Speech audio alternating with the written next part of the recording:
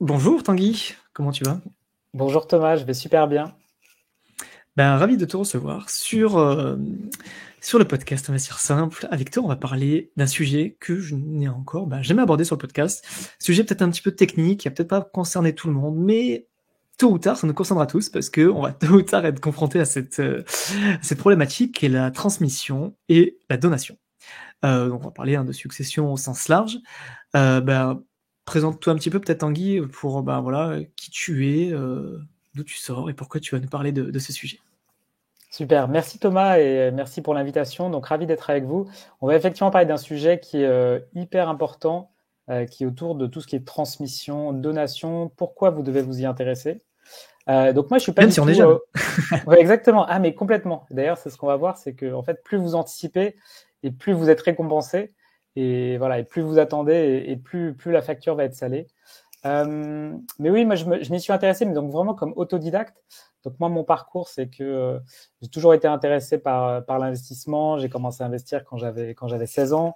On pourra en reparler si tu veux. Mhm. J'ai vraiment appris sur le terrain, mais j'en ai pas fait mon métier. Donc je suis pas CGP, j'ai pas travaillé dans la banque. Voilà, mais j'ai toujours été curieux de voir comment est-ce que mon argent pouvait travailler pour moi, me créer une sécurité à côté d'un job salarié que j'ai toujours. Mais du coup, en parallèle, un peu sur comme un side business, ouais, j'ai un blog, une chaîne YouTube où je parle d'investissement. Ok. Et en fait, en Qui s'appelle comment discutant, d'ailleurs? Ta qui chaîne s'appelle s'appelle comment? Investir et devenir libre. Ok. Donc, tu vois, c'est vraiment lié, moi, à ma raison d'être, qui est d'avoir vraiment le maximum de liberté, de ne pas dépendre que de mon job salarié. Mhm. Et puis, à force de creuser, de voir quels étaient pour moi, et puis aussi des gens qui m'ont demandé des conseils, quelles étaient pour moi vraiment les choses les meilleures à faire, j'en suis venu au bout d'un moment à regarder aussi ce qui allait se passer en cas de donation, de transmission. Et je me suis rendu compte qu'en fait, si je faisais rien, c'est-à-dire que si je ne planifiais rien, j'allais payer énormément d'impôts et qu'en fait, in fine, c'était mes enfants qui allaient percevoir tout ce que j'avais pu gagner ou mettre de côté et qu'il y a une grosse partie qui allait partir à l'État. Et voilà, Mhm. donc c'est ça la raison. Et donc, du coup, j'ai commencé à regarder, et c'est là où en France c'est un petit peu compliqué, mais à lire des bouquins de fiscalité pour comprendre comment ça allait se passer. Et là, voilà, on va essayer de le rendre tout ça très très simple, mais en Ouais. tout cas, c'est un Essayer de le sujet rendre voilà, marrant qu'il en faut tout cas. regarder. Parce Ouais, que c'est voilà, vrai que quand on pense fiscalité juridique et tout, il y en a beaucoup qui vont peut-être avoir mal à la tête avant, mais l'idée c'est qu'on le rende, enfin, voilà, que tu arrives à l'expliquer simplement et le vulgariser, quoi. Mm. Mais si je peux faire un parallèle, par exemple, avec l'immobilier, parce que je pense que sur ton podcast, sur ta chaîne, il y a beaucoup de gens qui ont investi dans l'immobilier. Bien C'est un sûr, ouais. peu pareil, en fait. Tu investis dans l'immobilier, mais si tu t'es pas renseigné sur la fiscalité avant, il y a une grosse Ça pique, partie de hein. ton rendement que tu vas perdre. Voilà. Donc, Ouais, c'est clair. voilà. Je souhaiterais que ce soit plus facile que ça, mais il se trouve que c'est comme ça. On a, Oui, mais par les défaut, auditeurs, les auditeurs d'Investir Simple connaissent les rouages, ils savent que le LMNP au voilà. réel, c'est bien, ils connaissent la CI à Exactement. l'IS, ils Voilà. connaissent, voilà, évidemment, c'est pas le conseil pour tout le monde, mais on a déjà parlé sur le podcast, hein, j'ai fait plusieurs épisodes sur l'optimisation fiscale de l'IMO, parce que ça reste quand même, je pense, l'IMO, la base, tu vois, pour un bon patrimoine, et optimiser fiscalement un IMO, ça reste encore plus la base, parce que sinon, ton rendement, il est pourri, quoi. Exactement. Et ben en fait pour la donation, c'est pareil en fait. Du coup, il faut s'y intéresser un minimum, avoir quelque chose en tête et même avec quelques actions déjà assez simples, voilà, on peut pas mal, on peut vraiment bien diminuer la facture. Ok. Alors, est-ce que déjà, on peut définir les termes, tu vois, entre donation, transmission, succession? Est-ce que pour toi, c'est trois termes différents? Tu fais des grandes familles entre ces termes-là ou pas? Alors, il y a effectivement le fait générateur déjà la succession, ça c'est ce qui va se passer au moment du décès. Donc au Mhm. moment du décès, le patrimoine est réparti et là il y a un certain nombre de règles, c'est encadré par le droit français qui va déjà définir quels sont les bénéficiaires. Alors, sans entrer trop dans le jargon, la différence, on va dire, avec la donation, et là encore, il y a plusieurs termes aussi, donc on va parler, il y a plusieurs dispositifs qui se sont un petit peu empilés, le don familial, les donations, etc. La donation, c'est ce que vous donnez de votre vivant. Mhm. Et donc, il y a plusieurs façons de donner. On peut donner des actifs qu'on a, des actions, de l'immobilier, on peut donner aussi des sommes d'argent. Et le principe, c'est que autant lors de la succession, tout va être transmis, donc ça va être l'intégralité Du capital, ouais. Enfin, du du capital, patrimoine. voilà. Autant que pour la donation, on peut tout à fait donner de son vivant des sommes. Une partie. Une partie, Ce exactement. qu'on veut. Ok. Ouais, donc la principale différence, c'est qu'en gros, succession, c'est après la mort, donation, c'est de son vivant, grossièrement. Exactement. Et alors, en fait, en France, il y a des droits de succession, et c'est ça, en fait, l'image qu'on a un petit peu en France, c'est que du coup, les droits de succession sont extrêmement élevés. Donc, c'est un gros sujet. Et effectivement, les droits de succession, alors il y a toute une gradation, mais ça peut atteindre jusqu'à 40% pour les enfants. En ligne directe, ce qu'on appelle en ligne directe, mais ça dépend à qui on transmet. Si par exemple vous êtes en ligne indirecte ou même des tiers, des gens qui ne sont pas de votre famille, bah, c'est pas le même barème qui s'applique et ça peut atteindre 60%. Hein. Si par exemple vous êtes quelqu'un de seul, vous voulez tous les donner à un de vos amis, bah, du coup à votre décès, 60% ira aux impôts. Donc c'est quand même un système assez complexe. Il faut quand même bien définir à qui va l'argent. Il y a des règles précises, on ne peut pas non plus faire n'importe quoi, donc on ne peut pas écrire dans un testament un peu l'image qu'on a à l'américaine, parce que pour le coup aux États-Unis c'est comme ça. Donc dans les films on dit oui je lègue tout à telle personne. En France c'est pas du tout comme ça, c'est encadré, on n'a pas le droit de déshériter ses enfants. Donc voilà, et le conseil, je pense qu'on en reparlera, mais voilà, un des conseils que je donnerais déjà tout de suite, c'est d'aller en parler tout simplement à son notaire, qui lui est un professionnel, qui vous conseillera de manière objective et qui vous aidera vous à vraiment faire quelque chose qui soit adapté à votre profil. Ok. Alors, très intéressant déjà que tu donnes un interlocuteur qui je pense, neutre hein, finalement, parce que le notaire, il a aucun intérêt finalement à te conseiller quoi que ce soit, donc ça c'est super intéressant aussi de le noter. Première question, tu vois, c'est qui doit s'en occuper? Parce que pour moi, transmission, succession, c'est quand on a 60-70 ans. Je pense que oui, quand on a cet âge-là, c'est d'autant plus important de s'en préoccuper, mais selon toi, parce que je n'ai rien contre les gens de 60 ans qui m'écoutent, j'espère qu'il y en a, je sais que c'est pas la majorité de mon audience, mais je sais que la majorité des gens qui m'écoutent, ils sont actifs, ils sont généralement assez loin de la retraite, ils préparent leur retraite ou leur retraite anticipée, je sais que voilà, c'est 25-45 ans les gens qui m'écoutent. Pourquoi ces gens-là doivent s'y intéresser ou pas, hein, ou alors est-ce qu'ils doivent réécouter cet épisode dans 20 ans, ou quel serait l'intérêt pour eux de nous écouter aujourd'hui, alors que voilà, c'est un sujet qui les concernera plutôt dans 20 ans. Ouais, complètement, tu as raison. Non, mais c'est sûr qu'à 25 ans, moi je vois mon filleul qui a 18 ans, c'est pas un sujet pour lui. Faut quand même se dire, il y a la conjonction de deux choses, il y a l'âge et puis aussi beaucoup le capital. Mais si par exemple vous avez 25 ans et que vous avez hérité, qu'en fait vous avez déjà, je dis n'importe quoi, plusieurs millions, bah, du coup c'est un sujet. Et c'est un sujet pour deux raisons. D'abord par les montants qui sont mis en place, et aussi deuxièmement, tout simplement parce que si vous prévoyez pas, en fait, il y a des règles qui s'appliquent par défaut et c'est pas forcément celles que vous voulez. Les plus optimisables. Donc en fait, ça dépend de la situation, mais on va dire qu'en règle générale, quelqu'un qui est jeune et qui n'a pas de capital, c'est pas un sujet. À partir du moment où vous avez du capital, c'est un sujet. Et là, il y a deux cas de figure différents. Soit vous avez du capital, mais vous avez prévu de tout claquer à la retraite, de faire le tour du monde et de rien laisser à vos enfants. Et il y a des gens pour qui ils le font vraiment par conviction. Et c'est tout à fait OK de faire ça. Et donc, effectivement, là, vous n'avez pas besoin d'optimiser. Soit vous vous dites, moi, j'avais reçu de l'argent de mes parents et je veux faire la même chose. Ou alors, j'avais pas reçu d'argent de mes parents. J'ai regretté, ça m'a embêté et je veux que moi, mes enfants, ce soit différent. Auquel cas, vous pouvez vous y intéresser. Je pense que ça va vraiment parler aux personnes qui se disent, je veux optimiser. Je veux faire en sorte que cet argent que j'ai durement gagné, du coup, parte pas complètement dans les caisses de l'État, quoi. Voilà, exactement. Et plutôt dans ceux de ma famille. Et c'est vraiment un choix de vie au début, et c'est ce que je dis souvent, c'est d'abord, il faut bien sûr, ne pas se déshériter, entre guillemets. C'est-à-dire qu'il ne faut pas non plus se démunir complètement, il faut tout à fait garder, parce qu'il y a plein d'optimisations qu'on peut faire, mais l'idée, c'est de pas tout donner à ses enfants, hein, de garder sa maison, etc.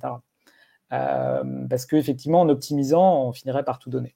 Donc d'abord, penser à soi, déjà avoir une bonne idée de combien est-ce qu'on a besoin pour sa retraite. Donc ça, passer par un CGP comme toi, Thomas, pour bien optimiser, bien savoir de quoi on a besoin.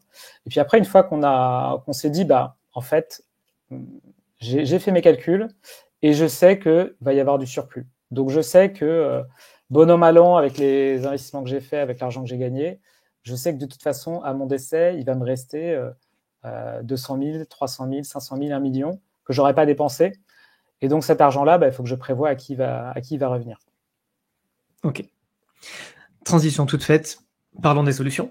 Comment faire? Qu'est-ce qui existe aujourd'hui sur le marché pour optimiser et que l'argent aille dans les poches de nos proches, pas dans celles de l'État? Ouais, alors Alors, c'est ça je sais qui. pas comment tu veux fonctionner. Est-ce que tu veux donner est-ce que tu veux fonctionner par actif, tu vois, Hmm. ou parce que je sais qu'il y a des solutions pour tout type d'actifs. Oui. Est-ce qu'on découpe par actif? Est-ce qu'on met dans une part l'IMO et les Hmm. autres parts plutôt le financier? Je pense que ça peut être intéressant de découper comme ça. Ouais, tout à fait. Je pense que peut-être juste avant de ça, pour que ce soit super clair pour tes lecteurs, j'ai peut-être une petite liste déjà de ce qui existe comme dispositif Ouais, et puis vas-y. de différents dons.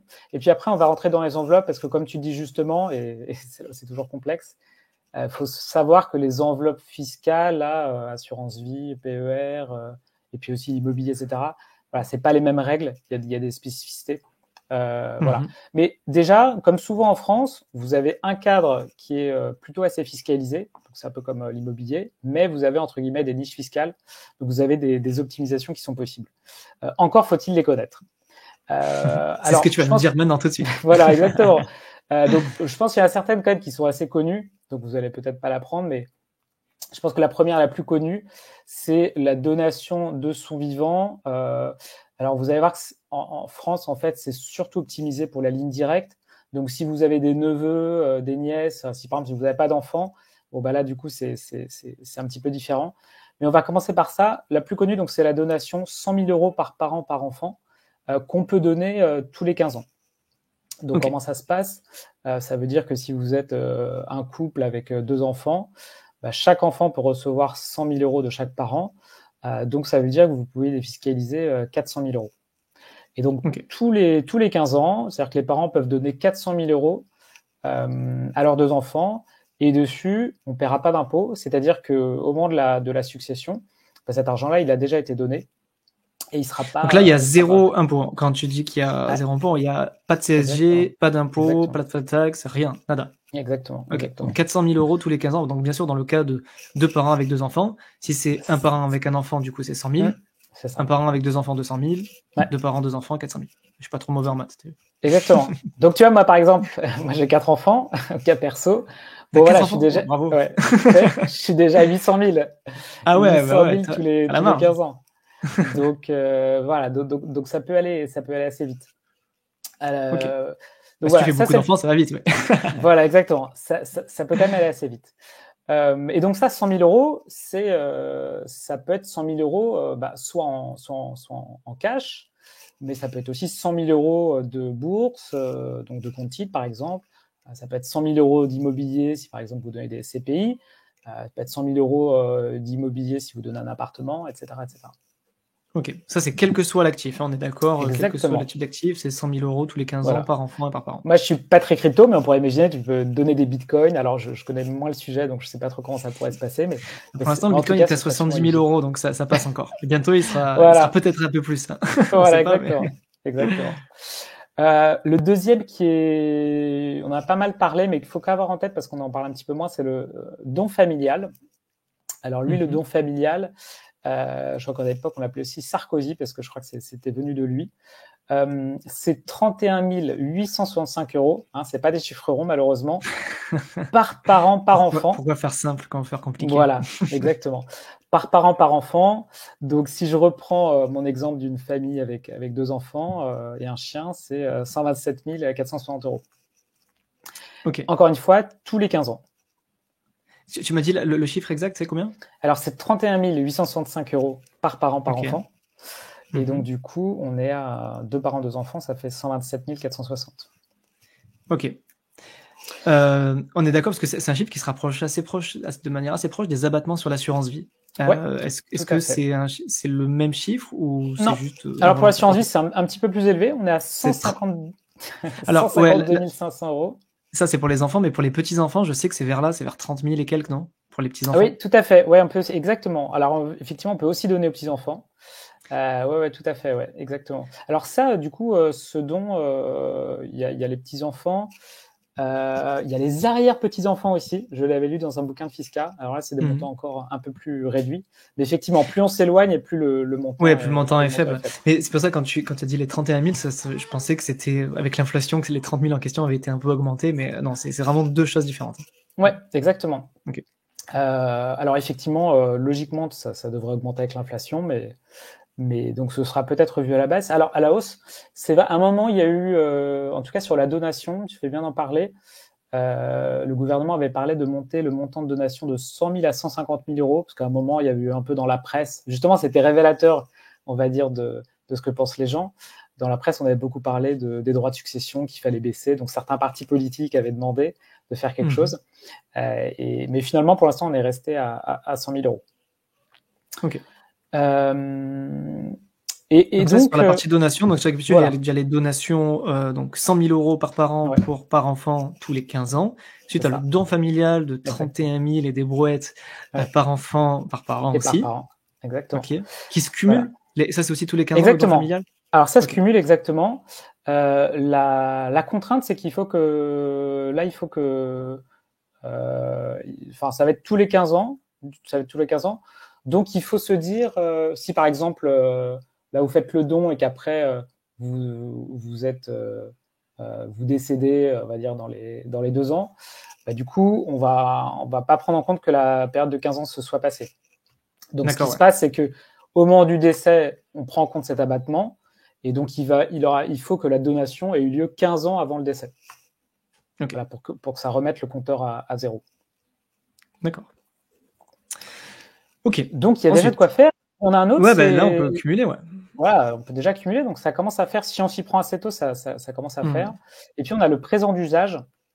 Alors, celui-là, il est un peu plus particulier parce qu'il n'a pas de montant fixe. Mais pourtant, il peut être très utile et c'est probablement celui qu'on connaît le plus. En fait, c'est des sommes d'argent qu'on peut donner à ses enfants tant que ce sont des sommes raisonnables au regard de notre patrimoine. Alors, qu'est-ce que ça veut dire raisonnable au regard du patrimoine ? Moi, j'en avais parlé avec mon notaire parce que je l'ai fait pour mes enfants. Et il m'avait dit, Tanguy, il faut que ce soit inférieur à 2,5% de ton patrimoine. Ok. Net ou brut ? Net. Net. Alors moi, j'avais pris net. J'avais pris net par sécurité. Donc, c'est ça qui paraît logique. Voilà. Donc, 2,5%. Donc, en fonction de votre patrimoine net, vous pouvez donner un petit peu. Donc, moi, j'avais donné comme ça de l'argent à mes enfants. Et la deuxième règle, c'est qu'il faut le donner à un moment précis. Donc, il faut le donner soit à l'occasion d'un événement. Donc, ça peut être par exemple un anniversaire. Ça peut être par exemple une fête religieuse. L'achat d'une résidence principale, ça marche ? Ou les études, ou des choses Alors comme oui, ça, études, voilà, pour le diplôme, exactement. Pour un diplôme, pour un mariage, pour... Exactement. Ok. Et ça doit passer devant un notaire obligatoirement, le présent d'usage ? Non, justement. Et ça, c'est l'énorme avantage. Si vous n'avez aucune déclaration à faire, vous le donnez comme ça. Donc moi, je l'ai fait personnellement. J'ai donné l'argent que j'ai mis sur des plans épargne retraite mineurs pour mes enfants. Et du coup, ça passe en présent d'usage. Donc j'ai fait les virements au moment de Noël. Et donc c'est un présent d'usage. Et donc là, vous avez ni déclaration, ni impôt dessus. Après, il faudrait qu'on vienne te faire un contrôle fiscal finalement pour qu'on puisse te poser des questions là-dessus, quoi. Alors effectivement, il y a un peu de jurisprudence. Donc il y a des gens qui ont donné comme ça des sommes même de 30 000 euros à leur fille pour un mariage, je lisais ça, et c'est passé en présent d'usage. Pourquoi ? Parce que le père qui avait donné cette somme, il avait plusieurs millions d'euros. Donc pour lui, même si c'était une somme, même si dans l'absolu c'est une somme très importante, du coup de fait pour lui c'était considéré comme un présent d'usage, eu égard de sa fortune. Ok. Il faut garder en tête 2,5% du patrimoine net pour que ce soit considéré comme du présent d'usage. Exactement. Encore une fois, là, on est un peu dans la zone grise dans le sens où, à la différence des abattements, il n'y a pas des montants fixes. Donc, ça veut dire que là, voilà, la jurisprudence existe et c'est autour de 2,5%. Mais encore une fois, moi, ce que je vous conseille, c'est d'aller en parler avec votre notaire aussi. Globalement, à la fin de cet épisode, vous dire, bah voilà, j'aimerais bien optimiser. Qu'est-ce que vous me conseillez ? Et là, au moins, vous avez déjà quelques billes pour discuter avec lui. Ok. Donc ça, c'est pour les principaux donations. Et puis vous avez, alors après on va en parler dans l'immobilier, mais ça veut dire que ça, vous pouvez l'utiliser pour donner soit des sommes d'argent. Donc le don familial, là par contre, c'est uniquement en somme d'argent. Donc les 31 865 euros, vous ne pouvez donner que des sommes d'argent. Voilà, du cash. Quand tu dis somme d'argent, c'est du cash, c'est-à-dire pas de titre, voilà, c'est un virement. Voilà. Exactement. Okay. La raison, alors pourquoi ça existe sous ces dispositifs ? Ça existe parce que le gouvernement se rend compte que s'il y a des donations, en général, l'argent il va dans les poches des actifs. qui le dépense, et donc du coup ça fait tourner l'économie. Donc c'est un peu ça le rationnel. Et donc celui-là, c'est pour ça qu'à l'époque ils avaient demandé de le faire vraiment uniquement en cash. Ok. Donc on peut parler des enveloppes déjà sur la partie donation. Parce que du coup c'est lié clairement, hein, parce que là j'ai des questions à te poser sur qu'est-ce qui se passe, t'as des titres en PEA, en compte titres, en assurance vie, donc forcément c'est lié. Donc je te propose que la transition est toute faite. Hein. Comment ça se passe au sein d'enveloppe? Parce que là tu parles vraiment, on a parlé de cash pur et dur. C'est ça. Et comment ça se passe avec les actifs et les enveloppes? Alors, donc je pense que tout le monde connaît bien l'assurance vie. On pourra se reparler de l'assurance vie. Moi, tu sais que je te disais. Je sais que t'as pas trop, toi. Hein, et je vais te taquiner un peu là-dessus après. Mais un des avantages de l'assurance vie, donc c'est la fiscalité successorale, qui est très favorable. Parce que en plus de la fiscalité tout court, des 8 ans, tout ça. Hein, mais exactement. C'est un des avantages en plus. Même si elle est moins bonne que le PEA, mais après on pourra en reparler, je trouve. Voilà. Donc sont considérés comme hors succession, jusqu'à 152 500 €. Donc ils ont encore une fois pas fait un truc très rond. Et au-delà, vous paierez, vos ayants droit paieront 20% de droits de succession. Donc 152 500 €, ça veut dire quoi? Ça veut dire que si vous avez des enfants, vous leur ouvrez un contrat d'assurance vie, et j'insiste, dans la clause bénéficiaire, vous mettez bien que c'est pour eux, pour le bénéficiaire en particulier. Et bien quand lui il va toucher cette somme, c'est à hauteur de 152 500 €. Donc tout ce qui va en dessous de cette somme, c'est considéré comme hors succession, donc vous n'avez pas le droit de succession à payer.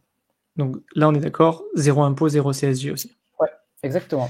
Donc pour que ce soit bien clair, c'est-à-dire que toi tu veux une assurance vie à ton nom, dans la clause bénéficiaire c'est ton enfant. Si tu as 150 000 € sur ton assurance vie, avec plus-value ou sans plus-value, peu importe, le jour où tu décèdes, 150 000 €, il y a 150 000 € qui va dans la poche de ton enfant. Non, alors par contre non, ça c'est parce que du coup ce qui se passe pour l'assurance vie, c'est qu'on te transmet pas l'assurance vie. En fait, c'est l'argent que tu vas recevoir de l'assurance vie. Donc par contre, à la fermeture du contrat d'assurance vie, on te prend quand même du coup l'impôt de ta plus-value. Exactement. Tu as quand même l'imposition sur la plus-value avec tout le mécanisme qu'on connaît après 8 ans, que la CSG, les abattements de 4600, bref, ça je vais pas y revenir. Exactement. J'en ai assez parlé, mais c'est on va dire net de fiscalité de ton assurance vie, là tu as 0 impôt après. Donc il y a quand même l'impôt de l'assurance vie qui s'applique. Voilà, là on se parle vraiment de l'impôt sur la succession. Mais effectivement, tu as raison d'en parler, Thomas, parce que un peu plus tard dans la discussion, on parlera aussi d'une enveloppe sur laquelle on peut justement éviter la CSG CRDS. Donc on va en parler. Je sais de laquelle tu parles. Ah, ok, super. Bon, très bien. Quel teasing. Donc voilà, donc ça c'est top. Mais on va dire que parfois, je verrai un petit bémol sur l'assurance vie. Et tout est lié dans la clause bénéficiaire, donc il faut aussi en parler avec votre notaire ou votre compagnie d'assurance. Souvent, la clause par défaut, c'est typiquement vous avez une assurance vie, et la clause par défaut, c'est pour votre épouse, bref, pour votre conjoint et pour vos enfants. Et ce qui se passe, c'est que il faut savoir qu'en France, il n'y a pas de droit de succession entre conjoints. Donc si vous êtes marié, l'argent à votre décès qui va à votre conjoint ou conjointe, et du coup, il est hors succession. Il n'y a pas de droit de succession à payer dessus.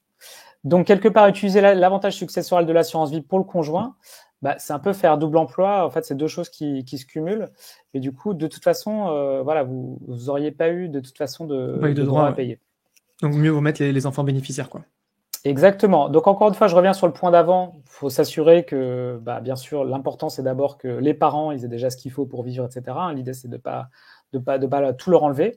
Mais si par ailleurs votre conjoint il a déjà ce qu'il faut, vous avez déjà prévu, et on va parler d'autres mécanismes spécifiques de prévoyance pour les époux qui sont optimisés.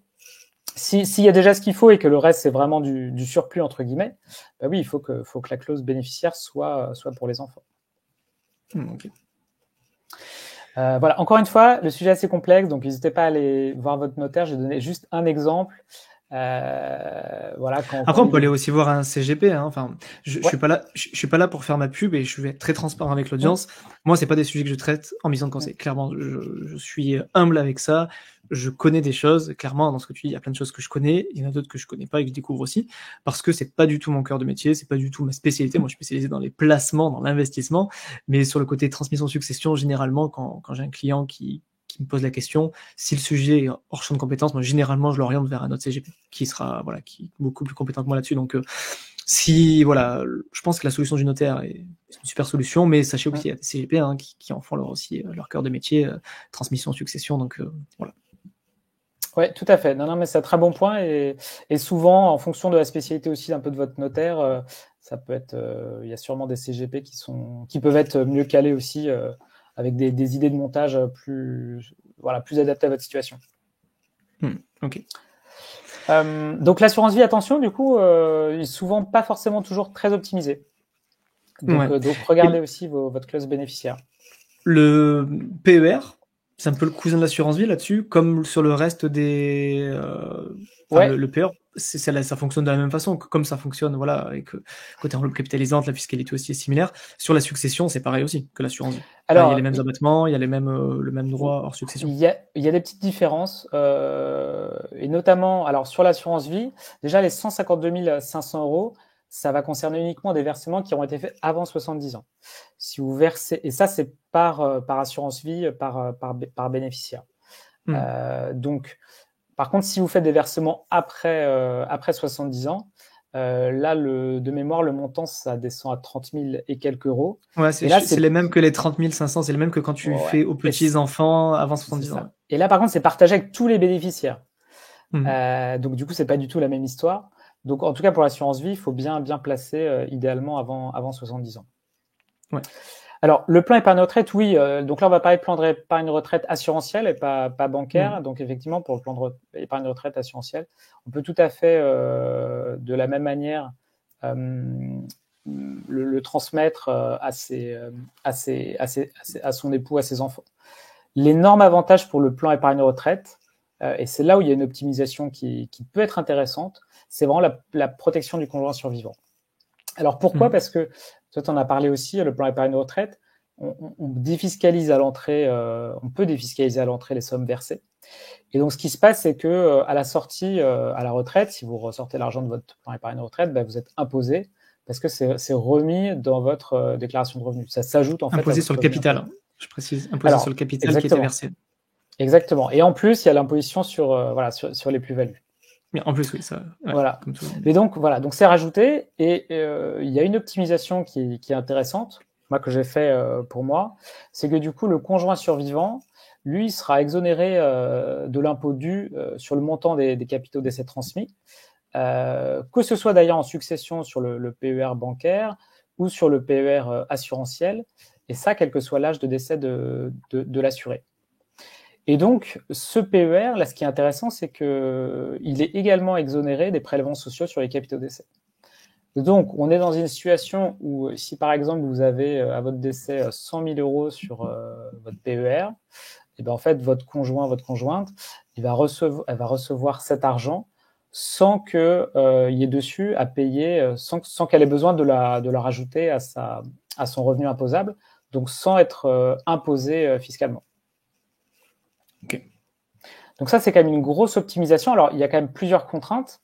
Bien sûr, mais ça veut dire que l'optimisation qui est vraiment intéressante, c'est-à-dire que du coup, dans un couple, alors moi, je l'ai fait par exemple pour mon épouse parce qu'elle n'aura pas de retraite et parce qu'elle s'est arrêtée de travailler pour s'occuper des enfants. Et donc, du coup, ça va la protéger. Mais on peut imaginer aussi que chaque partie, en fait, dans un couple, ouvre un PER pour protéger son conjoint survivant et les sommes qu'on verse dedans, plutôt que nous de se les verser pour notre retraite à nous, en fait, on l'utilise pour la retraite du survivant et qui sera en plus, qui aura un double avantage fiscal parce que finalement tu défiscalises pour toi et le capital n'est pas, c'est pas rattrapé à la sortie sur le capital, quoi. Donc c'est un double avantage, quoi. Exactement. Donc, je ne sais pas s'il y en a parmi vous qui ont calculé les taux de rendement sur PER avec l'avantage fiscal. Moi, je l'ai fait. C'est vrai que du coup, si on considère qu'il y a pas de fiscalité assortie, du coup, ça augmente considérablement. Ah bah là, le rendement, c'est clair. Ouais. Bah d'un coup, ouais, ça le rend très intéressant. Ouais. Donc voilà, ça c'est une autre optimisation et ça c'est vraiment spécifique au plan épargne retraite. Ouais. Donc il y a finalement petit avantage au PER VS assurance vie sur le côté successoral, quoi. Quand bien sûr on l'utilise pour le conjoint survivant. Exactement. Bon, avec bien sûr, attention, hein, je suis pas en train de dire que le PER c'est la solution magique. Moi, je t'avoue que je suis pas très fan du PER pour tout un tas de raisons, mais la raison principale étant que l'argent est bloqué jusqu'à la retraite, surtout quand on a 20-25 ans. Si on est sûr de rester dans son métier jusqu'à 65 ans, super solution. Mais et encore, faut-il que la TMI soit suffisamment élevée pour que ce soit intéressant, bien sûr. Mais je sais que voilà, dans la majorité des cas, voilà, ça dépend des profils. Moi, je sais qu'à titre perso, j'en ai pas parce que voilà, j'ai pas envie d'attendre 65 ans pour en profiter, mais je sais que ça correspond à plein de gens et que ça peut être un super dispositif pour défiscaliser pour les gens voilà, qui sont OK pour bloquer cet argent jusqu'à la retraite. Ok. Exactement, Maintenant. ouais, ça dépend vraiment de chacun. Et en fait, ce qui est intéressant, c'est un peu de connaître tous ces dispositifs pour après voir celui qui est le plus adapté pour Ouais, soi. qui est plus adapté pour chacun. Ouais. Passons maintenant aux deux enveloppes plutôt boursières, PEA compte titre, qui ont aussi des caractéristiques un petit peu distinctes et puis avec un petit avantage au CTO, je le sais. Mais voilà, j'aimerais bien que tu nous en dises un petit peu plus et pourquoi. Ok, bon, on va être sympa, on va commencer par le PEA. Alors le PEA, moi j'aime beaucoup cette enveloppe qui a vraiment énormément d'avantages pour se servir, par exemple, un complément de revenu à la retraite, parce que vous êtes assez faiblement imposé sur l'argent que vous allez sortir. Et en plus, vous n'avez pas de frais, donc vous capitalisez au maximum. Mais l'inconvénient du PEA, parce qu'aucun placement n'est parfait malheureusement, on est toujours obligé de combiner les avantages des uns et des autres. L'inconvénient, c'est que il ne peut pas être transmis. Et donc, à votre décès, ce PEA, il est clôturé.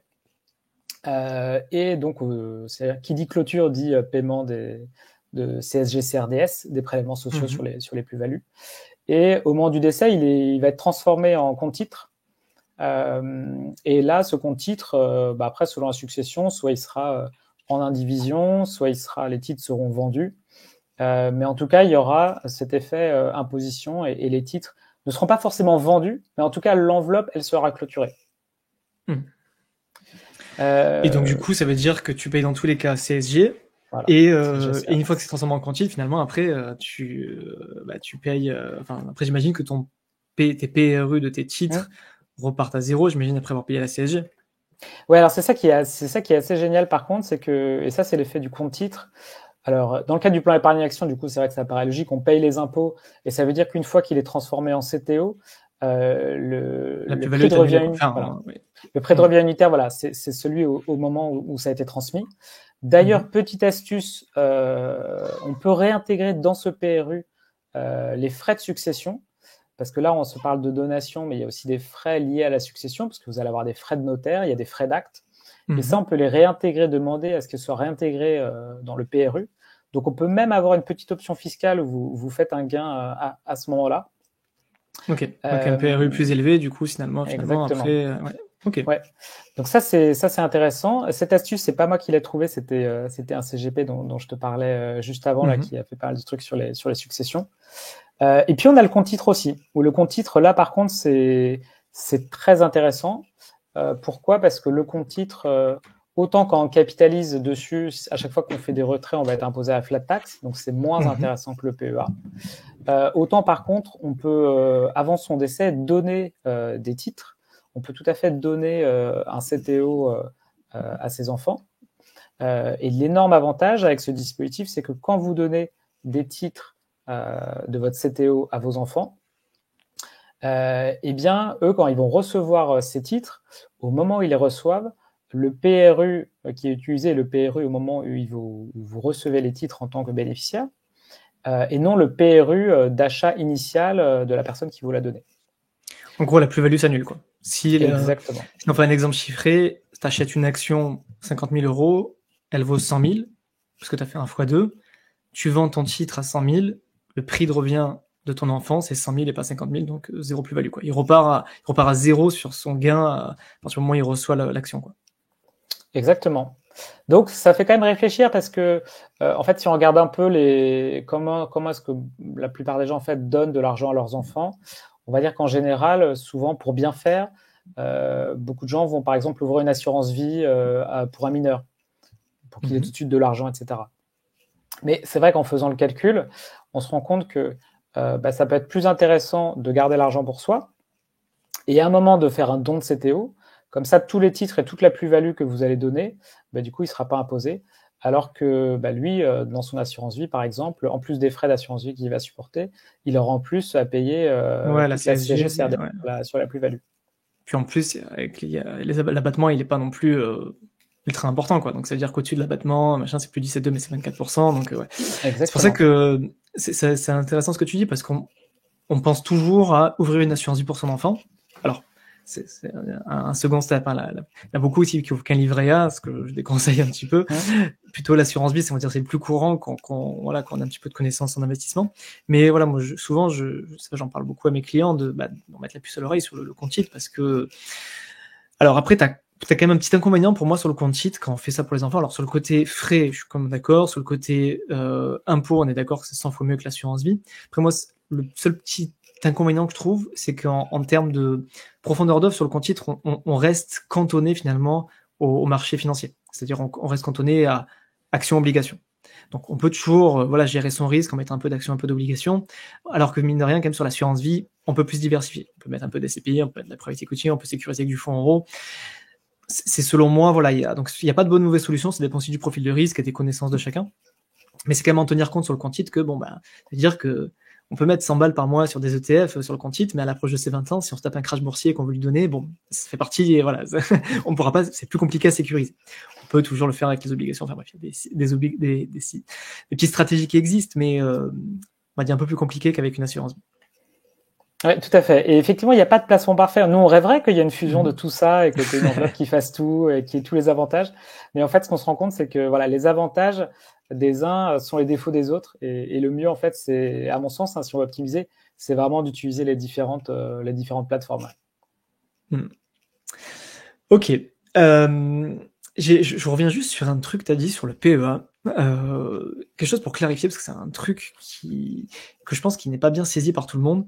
Donc tu as parlé que ce soit super intéressant finalement d'en profiter pour sortir en rente et tout. J'ai envie de le préciser, tu vas me confirmer ça. Le problème de sortir en rente, moi je trouve avec le PEA, c'est que, alors c'est pas très intéressant quand ton PEA a vraiment grossi, alors voilà, t'as fait les versements des 150 000 max et que t'as réussi à le faire grossir pour qu'il soit suffisamment important, mais il faut aussi savoir qu'à partir du moment où on retire l'argent du PEA, on a gaspillé notre cartouche aussi. On pourra pas le réalimenter aussi après. Donc ça, je pense que c'est important aussi de le préciser. Ouais, non, mais ça, c'est un super point. Écoute, tu sais, ce point-là, et pourtant, ça fait un moment que j'investis. Écoute, en fait, je m'en suis rendu compte, entre guillemets, à mes dépens, en faisant un retrait et en essayant après de remettre. C'est fini, t'as utilisé la cartouche. Non, en fait, c'est pas bon. Effectivement, c'est pas du tout explicite. Et tu fais vraiment bien de le dire. Moi, je suis très honnête avec toi, j'ai découvert cette astuce-là il y a pas longtemps aussi. C'est pour ça que j'en parle aussi sur le podcast, pour faire part de mes découvertes, parce qu'on en apprend tous les jours. Et bon, moi, malheureusement, je l'ai pas appris heureusement, je l'ai pas appris à mes dépens, mais je l'ai appris à force de lire et voilà, en continuant à me former. Mais voilà, je trouve que c'est intéressant aussi de le préciser pour les gens qui pensent éventuellement sortir en rente sur le PEA en se disant là j'ai besoin, j'en ressors un peu, mais je remettrai après les fameux pour arriver au plafond du 150 000. Mais non, ça marche pas comme ça, quoi. Une fois qu'on a atteint ça, c'est fini, quoi. Ouais, non, tout à fait. Alors après, du coup, c'est intéressant parce qu'il y a d'autres stratégies. Alors maintenant que j'ai ça, parce que moi je prévois plutôt utiliser le PEA aussi. Du coup, il y a deux stratégies intéressantes. Tu peux par exemple essayer de nantir ton PEA. Pour récupérer de l'argent auprès de la banque avec un crédit in fine. Toutes les banques ne le font pas, mais certaines le font. Donc moi, ma banque le fait, par exemple.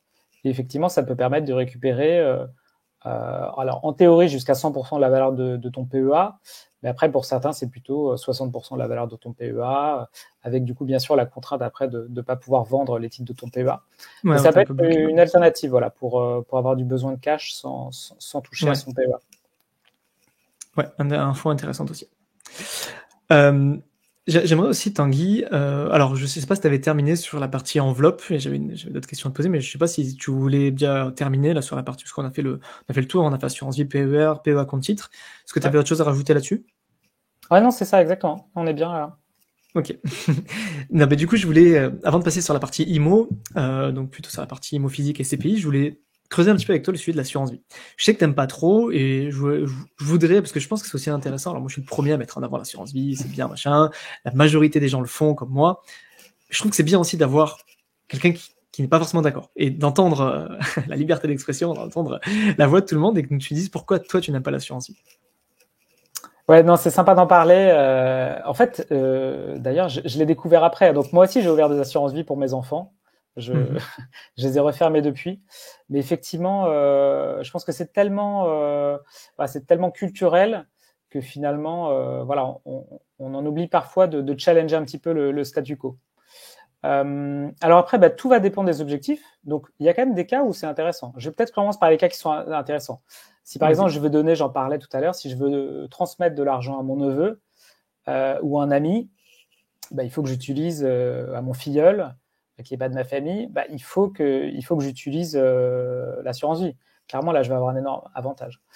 Si par Mhm. exemple, je veux aussi sécuriser de l'argent à court terme pour les études de mes enfants dans quelques années, Mhm. l'assurance Fonds vie, euros. Ça, ouais, ça le c'est ce permet. Ouais. fonds euro. Le fonds euro, c'est génial. Donc c'est vraiment super. Là où ce qui est un peu étonnant, c'est que je trouve que c'est un peu surutilisé l'assurance vie. Tu vois, je regardais que là, on approchait un record je crois que les Français ont mis quasiment 16 milliards depuis le début de l'année en assurance vie. Enfin, il y a eu un record cette année. Et en fait, quand tu regardes, c'est de plus en plus des unités de compte et de moins en moins du fonds euro. Donc, tu vois, chaque année, en fait, les parts s'écartent et maintenant, c'est beaucoup des unités de compte. Le sujet avec ça, c'est que l'assurance vie, ce qui est génial, c'est que tu as des assureurs derrière qui te garantissent la valeur du contrat. Donc ça, c'est top, Mhm. mais ça marche pour le fonds euro. Ils ne vont pas te garantir pour la valeur de tes unités de compte. Ils vont t'en garantir la Mhm. liquidité. Donc, cette liquidité, elle est déjà assurée par le marché. Si tu es sur des actions, des grandes actions, ou si tu es sur des Des grands ETF. ETF, Ouais. la Mhm. liquidité, elle est déjà là. Alors, ça peut être intéressant peut-être pour des choses peu liquides, je sais pas, du Comme les private CPI. equity, la SCPI, exactement. Je pense que la SCPI, certains sont contents d'être en assurance vie pour pouvoir retirer leurs billes, plutôt que d'autres qui sont en direct, qui se retrouvent bloqués. Mhm. Donc, effectivement, dans certains cas, c'est intéressant, mais je trouve que pour les unités de compte de manière générale, c'est pas du tout optimisé. Et tu vois, moi, j'aime bien, tu vois, souvent quand je discute avec des gens, juste leur poser des chiffres, tu vois. Et j'ai fait d'ailleurs pas plus tard qu'hier, en montrant quelqu'un qui avait beaucoup d'assurance vie aussi, et en lui disant, bah, regarde la différence si tu mettais ça dans un PEA. Et tu vois, je lui disais, bah, pour 100 000 euros que tu mets dans une assurance vie ou dans un PEA, bah, au bout de 30 ans, tu auras payé plus de 100 000 euros de frais en plus. Enfin, la valeur de ton contrat sera plus de 100 000 euros supérieure avec le PEA versus une assurance vie même optimisée. Par rapport aux frais de gestion, tu parles, j'imagine. Aux différents Ouais, frais. exactement, exactement. On est Et d'accord que tu as pris je te coupe, hein, mais on est d'accord que tu as pris quand même le cas, t'as pas pris une assurance vie de banque traditionnelle avec bourré de frais. On est d'accord que tu prends quand même une assurance vie, courtier en ligne, la avec meilleure pas de que frais de j'ai, ouais. versement, voilà, la meilleure qui existe. Je, On est, je qu'on ferai pas de compare ce qui est pub, mais comparable, hein, voilà. ouais. Oui, Voilà, voilà, bon, on se comprend, on en je a ferai déjà pas de parlé, pub, mais mais on va voilà, dire tout courtier est en ligne, on optimisé. va dire Voilà. des courtiers spécialisés en ligne. 0,5% de frais Ouais, c'est d'enveloppe ça. et Sans frais de 18% de frais versement, pas de frais de. d'arbitrage, voilà. Exactement. Ok. Et malgré ça, donc Donc, ouais, ça peut rester plus intéressant un PE1. Et je vais, alors vas-y, je vais te laisser terminer, après je vais donner j'en un petit peu mon profite. Ouais, avis, ouais, non, mais mais t'as raison. vas-y. Et si l'assurance vie, elle n'était pas optimisée, ce qui est quand même aussi le cas Hmm. de beaucoup de gens, heureusement, pas trop qui t'écoutent, effectivement, là, on aurait un écart de plus de 300 000 euros. Oui, non, mais Donc, là, ouais, après, c'est. donc c'est quand même assez énorme. Et en plus, c'est souvent des sommes qu'on ne va pas utiliser forcément à court terme, pas forcément que de l'épargne de précaution ou que pour un achat immobilier. Ce qui est vraiment de l'épargne long terme qu'on peut investir en unité de compte. Donc, on peut tout à fait le faire dans un PEA et ça fait une différence énorme parce que tout ceci est proportionnel. Donc, quand je dis 100 000 euros d'économie pour 100 000 euros de capital, si vous avez 200 000 euros de capital, c'est 200 000 euros d'économie. Donc, en fait, c'est énorme et c'est surtout énorme si tu le rapportes au salaire qu'une personne peut avoir. 100 000 euros, ça fait pas mal d'heures de travail. En tout cas, moi, c'est comme ça que je raisonne. Et donc, juste d'orienter un tout petit peu différemment comme ça ton flux d'épargne, ça fait une différence très importante pour toi. Et puis aussi, pour l'argent que tu vas pouvoir, on revient sur le sujet de la succession, sur l'argent que tu vas pouvoir transmettre à tes enfants. Ben, je pense que le vrai sujet dans tout ça, c'est les frais de gestion, en fait. C'est ça qui défonce ta perf, en fait, sur l'assurance vie. Et moi, je suis beaucoup moins tranché que toi sur l'assurance vie, parce que clairement, j'en conseille, hein, je vais pas mentir, hein, j'en conseille à mes clients, et je dis que c'est une bonne enveloppe.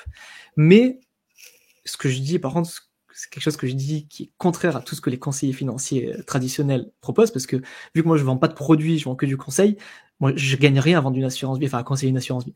Moi ce que je dis, dans tout, pour la majorité des clients, c'est que ta stratégie en bourse, ne la fais pas sur l'assurance vie. Parce que si c'est pour mettre des ETF ou même des actions sur une assurance vie, tu as les mêmes ETF, les mêmes actions qui sont dispo sur ton PEA ou ton compte titre, si tu veux voir de l'US, mais tu en as en général, sur le PEA, tu as largement ce qui est suffisant pour les ETF indiciels. Sur le PEA, tu n'as pas de frais de gestion, tu as des frais d'ETF qui sont faibles. Donc pourquoi aller se faire, être maso et se prendre des frais de gestion alors que les mêmes choses dispo sur le PEA. Donc moi je pense que il faut utiliser les enveloppes pour ce pourquoi elles sont faites. La partie bourse, PEA, assurance vie, pour moi reste le plus intéressant et en priorité le PEA en général. Et l'assurance vie, pour moi, ça reste intéressant pour le reste en fait. Le fonds euro, capital garanti, SCPI, si bien sûr c'est adapté au profil, parce qu'il y en a certains, ils veulent du revenu passif immédiat, ou après, il y a tout en fonction de la TMI aussi, on peut pas donner de conseils particuliers, mais moi je conseille comme souvent de la SCPI sur assurance vie, si bien sûr elle reverse 100% des loyers, et quand il y a suffisamment des SCPI pour construire un portefeuille aussi, mais tu as quand même l'avantage dans les SCPI sur assurance vie que ton loyer il tombe sur le fonds euro, donc tu as zéro fiscal. Et tu peux réinvestir, et boule de neige et tout ça. Donc, je suis un peu moins tranché, mais par contre, je considère que l'assurance vie, c'est un bon support quand tu l'utilises à bon escient. C'est-à-dire que tu mets, on va dire, les ingrédients que tu mets dans la casserole sont cohérents, en fait. Donc, grosso modo, pour moi, c'est tout hors bourse, en fait, tu vois. Donc, ça va être fonds euro, SCPI, private equity, éventuellement des fonds datés en fonction des taux d'intérêt, mais voilà, je voulais te donner aussi mon opinion sur ça. Ouais, exactement. Et d'autant plus que des SCPI, si c'est dans l'assurance vie, ça peut aussi optimiser du coup ta succession versus, on pourra en parler aussi, de la transmission des SCPI. Ça peut aussi, dans certains cas, optimiser largement la fiscalité. Donc c'est vrai que souvent avec l'âge, on conseille de plutôt mettre sur les SCPI et ça a plutôt une logique. Je suis tout à fait d'accord avec toi, Thomas, et je pense que c'est la sagesse, tu vois, de vraiment dire pour la bourse, on utilise des outils adaptés.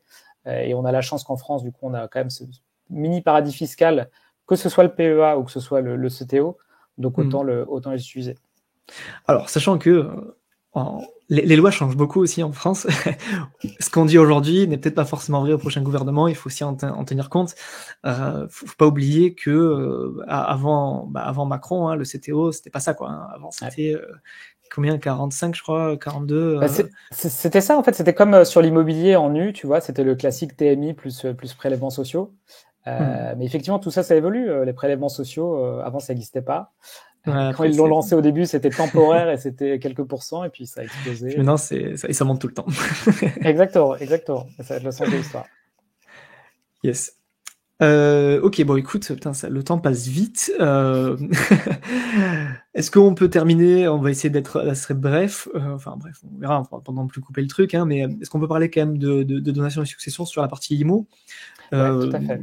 Tu nous dises, alors, je sais pas si tu veux découper entre locatif classique et SCPI, ou si peut-être on peut faire une pierre de coups. Je te laisse un petit peu développer là-dessus.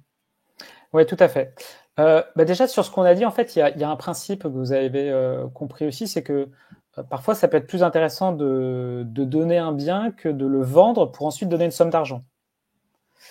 Donc, on l'a vu que c'était vrai pour les actions. Plutôt que de vendre des actions pour ensuite payer des impôts et après donner l'argent à vos enfants, il vaut mieux donner les titres. Vous allez pas payer. Et pour l'immobilier, en fait, c'est un peu pareil.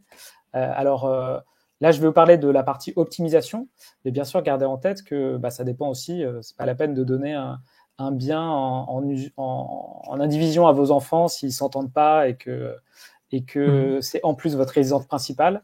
Voilà. Mais en tout cas, il y a un dispositif qui est assez intéressant pour anticiper la transmission et que les éditeurs connaissent sûrement. C'est le transfert de la nue propriété et tout en conservant l'usufruit.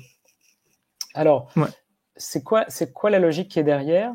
En fait, ça veut dire que vous, en fait, quand vous avez un bien immobilier, vous pouvez, au lieu de le donner entièrement par exemple, à un de vos enfants, vous pouvez à un moment dire, en fait, je vais te donner uniquement la nue propriété et moi, par an, je vais garder l'usufruit.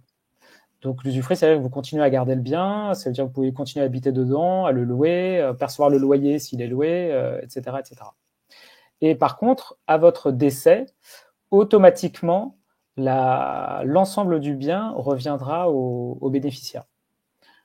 Et donc ça, on peut le faire sur l'immobilier, une résidence principale, sur un bien immobilier physique, un bien locatif, mais on peut aussi le faire sur les SCPI. Donc c'est tout à fait possible de démembrer. Et cette valeur en fait de nue propriété, en fait, elle va dépendre de l'âge de l'usufruitier. Donc ça va dépendre de l'âge du donataire. Et plus vous êtes jeune, plus on va considérer que la valeur de la nue propriété, donc ce que vous donnez, est faible par rapport au bien. Et donc là, il y a une grille. Donc la valeur de la nue propriété, c'est 30% si vous avez entre 31 et 40 ans, 40% si vous avez entre 41 et 50 ans, 50% si vous avez entre 51 et 60 ans, 60%, enfin, et après ça continue comme ça jusqu'à 90 ans. Plus on vieillit et moins la décote est importante. Exactement. 10 ans, 10% toutes les tranches de 10 ans. Ouais, donc ça c'est vraiment intéressant parce que du coup j'imagine que le gros avantage, enfin t'as un double avantage, hein, c'est que tu payes moins cher ton bien avec la décote liée à la nue propriété, et surtout quand tu as le remembrement, j'imagine il n'y a pas de taxe. Voilà, et ça c'est l'énorme avantage. Et effectivement, tu vois, quand tu as le remembrement là de la SCPI par exemple, et toi-même d'ailleurs, si tu achètes de la SCPI en nue propriété, au remembrement tu n'as pas de taxe. Donc il n'y a pas de taxe sur la plus-value, c'est pas considéré comme de la plus-value. Ouais, c'est pas de la plus-value. Alors après, il peut y avoir de la plus-value, comment dire, sur la SCPI en tout cas, quand la plus-value part, du coup celle-là est imposée, mais la plus-value liée au remembrement n'est pas imposée. Et ça c'est, donc quand je dis pas imposée, c'est-à-dire pas d'impôt ni CSG, hein, c'est zéro, nada non plus. Donc ça c'est quand même super intéressant aussi à savoir. Exactement. Donc là, si par exemple, alors je prends le cas le plus simple parce que c'est entre 51 et 60 ans, donc on a la valeur de la nue propriété qui est à 50%, donc 50-50. Mais pour tes auditeurs plus jeunes, du coup, ça peut être 40%, ça peut être 30%. Mais ça veut dire que du coup, sur un bien que vous donnez, par exemple, à 500 000, et bien du coup, en fait, comme vous ne donnez que la nue propriété, en fait, vous ne donnez que 250 000 euros. Et donc, dans votre donation, ce qui va être pris en compte, ça va être uniquement la moitié, donc 250 000 euros. Et c'est sur ces 250 000 euros que vous allez payer vos droits de succession. Et donc, ça veut dire que il va falloir du coup calculer en fonction des abattements qui sont disponibles, dont on avait parlé au tout début, donc notamment les 100 000 euros par parent par enfant. Si par exemple vous êtes en couple et que vous avez un enfant, vous pouvez donner 200 000 euros tous les 15 ans. Et bien du coup, ce bien-là, vous voyez, vous avez un abattement déjà de 200 000 euros sur les 250 000 que vous lui avez donné. Et donc, par rapport au fait de lui donner le bien entier de 500 000 euros, du coup, vous économisez énormément d'impôts, sachant qu'à la fin, du coup, vous pouvez du coup toujours en garder l'usage pour vous, et c'est uniquement à votre décès que le bien lui revient. Alors, j'ai une petite question un petit peu pointue qui me vient là. C'est, imaginons, je te prends le cas de parents qui sont dans la maison un peu familiale, qui habitent toujours dedans, qui veulent toujours y habiter dedans, ils vendent la nue propriété à leurs enfants, mais imaginons que finalement, en fait, ils veulent pas forcément finir leur jour dedans, ou qu'il n'y en a qu'un des deux qui décède et qu'il y en a un des deux qui va en maison de retraite, ou finalement qui vendent pour que le survivant aille dans un plus petit appartement. Est-ce qu'à ce moment-là, le fonctionnement est similaire sur le remembrement, avec aucun impôt, ou il faut vraiment qu'attendre le décès pour profiter de l'avantage fiscal, enfin de l'avantage hors de successoral? Non, alors du coup, à la vente, et donc ça peut arriver tout à fait, on peut tout à fait donner et revendre après. Alors ce qui va se passer, du coup, on va regarder la valeur à la date, la valeur à la date du remembrement, on va regarder l'âge du donataire. Donc en fait, on va réappliquer ce coefficient pour se dire quel a été sur ce bien, je reprends l'exemple d'un bien de 500 000 euros. Si par exemple, à ce moment-là, on est sur 60% parce que le donataire il a, mettons, 65 ans. Du coup, on va dire sur ce bien, en fait, la valeur de la nue propriété, même si quand elle a été donnée, c'était peut-être 40%, là, ce sera elle aura augmenté parce qu'elle sera de 60%. Donc, on va prendre une valeur de nue propriété qui est 60% fois 500 000, donc 300 000. Donc, ça veut dire ce bien de 500 000, il y a 300 000 de nue propriété et 200 000 d'usufruit. Donc, ça veut dire que les 200 000, ils reviennent aux parents, et les 300 000, ils vont aux enfants. Ensuite, qu'est-ce qui se passe? On va regarder quels sont les abattements pour les enfants. Donc, sur les 300 000 des enfants, s'il n'y a aucune donation qui a été faite avant, vous avez le même abattement qui s'applique, 100 000 euros par parent par enfant tous les 15 ans. Et donc en fait, ça va dépendre du coup des abattements qui ont déjà été utilisés, et c'est à ce moment-là où ça va se déclencher. Sur ta question sur la plus-value, on va regarder effectivement hors effet d'usufruit, est-ce que le bien a pris de la valeur, et donc éventuellement là il peut y avoir de l'impôt qui est à payer. Ok, super clair. Mais effectivement, tu as raison, c'est un bon point. Voilà, vous n'êtes pas bloqué jusqu'à la fin. Le bien Ouais, voilà, c'est liquide, ça, parce que c'est l'idée, c'était qu'après, si tu vends si tu démembres et tout, est-ce qu'en gros, t'es obligé d'attendre que les parents meurent enfin, tu vois, est-ce qu'ils ont le droit de déménager, quoi. En gros, c'est un petit peu ça la question, tu vois, Ouais. est-ce que tu Non, peux te tout à séparer fait. du bien, Ils même si peuvent vendre okay. et là, du coup, là, c'est juste qu'il y a un peu plus intérêt d'impôts que si c'est après le décès, quoi. Exactement. Donc là, c'est un super intérêt, du coup, de le faire. Alors, faut pas forcément le faire sur sa résidence principale, hein, parce que forcément après, ça peut être compliqué. Mais oui, ça peut être tout à fait, oui, une résidence secondaire ou un bien locatif. Ok. Écoute Tanguy, on arrive doucement à la fin de l'interview. Moi je pense qu'on a fait quand même un bon tour. On a eu le temps d'aborder la partie finance, marché financier comme IMO. On a parlé de toutes les enveloppes. Je pense qu'on a fait un beau tour. Je vais te laisser quand même conclure, savoir si toi tu as quelque chose d'autre à rajouter qu'on a oublié, qui te paraît important et pertinent et qu'on aurait oublié de dire. Ouais, merci Thomas. Je pense qu'on a fait un bon tour. Je pense que si vous avez peut-être vu des choses vous avez peut-être découvert des nouvelles choses, peut-être ça vous a aidé à réfléchir par rapport à ce que vous aviez en tête comme stratégie. Mon message, il est assez simple, parce que je l'ai fait aussi pour moi. C'est tout simplement de s'intéresser à cette question, de commencer à regarder ce que vous pouvez faire dans votre cas. Une façon de faire simple, ça peut être déjà tout simplement de calculer vos droits de succession aujourd'hui. Alors, il n'y a pas vraiment de choses simples qui existent, mais vous avez plusieurs possibilités. Soit vous pouvez aller voir votre notaire ou un CGP d'ailleurs, qui est capable du coup de vous faire un calcul. Vous pouvez aussi aller sur le service public, où là, il n'y a, à ma connaissance, pas de simulateur, mais vous avez déjà au moins un peu les règles. Vous pouvez déjà essayer de calculer. Ça reste quand même relativement complexe. Et puis, moi, il y a un outil que j'aime bien. Donc, c'est un CGP qui le fait, qui s'appelle Ploovers, donc P-L-2-O-V-E-R-S. Et en fait, ils ont mis sur leur site, et je crois que j'avais trouvé sur LinkedIn d'abord la première fois, un simulateur de succession. Donc, vous rentrez vos infos, votre âge, vos enfants, etc. Et là, ça va vous sortir quel est le montant de vos successions, de vos droits de succession. Et après, vous pouvez aller plus loin pour optimiser. Donc, maintenant, je pense que de plus en plus, on va sûrement aller vers des solutions plus simples pour optimiser. Et donc, vous n'aurez pas besoin de lire, comme moi, des bouquins de fiscalité. Ok, super intéressant. Donc, Ploovers, service public ou notaire. Voilà. Vous avez 3 solutions pour calculer ça, mais ça peut être intéressant du coup de connaître l'outil. Ouais. Merci beaucoup, Tanguy, pour ce partage. Où c'est qu'on te retrouve si on veut te suivre, écouter ce que tu racontes, parce que je sais que tu es créateur de contenu aussi. Donc, quel est le nom de ta chaîne ou de ton site? Ouais, donc le blog, c'est Investir et devenir libre. Puis vous pouvez taper mon nom, sinon Tanguy Karadec dans Google, et ça devrait remonter. Il y a aussi une chaîne YouTube. Voilà, si vous voulez savoir, si vous avez tout en assurance vie et que vous demandez comment faire pour changer, vous cherchez des choses un petit peu différentes, voilà ce que vous retrouverez comme type de contenu. Ok. N'oubliez pas aussi de vous abonner. Alors, je fais jamais la pub pour YouTube. Hein. Là, bon, je sais que la majorité des gens m'écoutent sur le podcast. De plus en plus, je publie les interviews sur YouTube. Comme ça, vous pouvez voir un petit peu nos visages aussi. D'ailleurs, en plus, Tanguy nous a préparé un beau support qu'on n'a finalement pas partagé. Mais en tout cas, c'était un beau support. Mais bref. Voilà. En tout cas, pensez aussi à vous abonner à la chaîne YouTube, à la mienne et du coup à celle de Tanguy. Profitez-en. Mais voilà, pour rien rater des épisodes et si vous voulez voir les vidéos. Ok, je mettrai les liens pour te suivre, Tanguy. En tout cas, merci beaucoup pour ton temps, tes explications. C'était super clair. Je pense que tu l'as bien vulgarisé. Enfin, en tout cas, moi, j'ai trouvé ça très bien vulgarisé. Merci à toi. Je sais pas si tu as un petit mot pour la fin, pour nous dire quelque chose. Ouais, merci Thomas. Je voulais te dire un grand bravo pour ton podcast, du coup, que j'adore écouter en courant. Merci. Voilà, et je pense que, du coup, tu vas t'écouter bientôt. Ouais, voilà, je vais m'écouter, ouais. Ça fait du bien pour l'ego, ça. Non, et je trouve ça super. Je pense qu'il y a vraiment un mouvement hyper intéressant, de démocratisation de tout ça. Voilà, et du coup, moi j'adore, je trouve ça vraiment génial tout ce que tu fais là, pour le faire de manière vraiment au service des gens.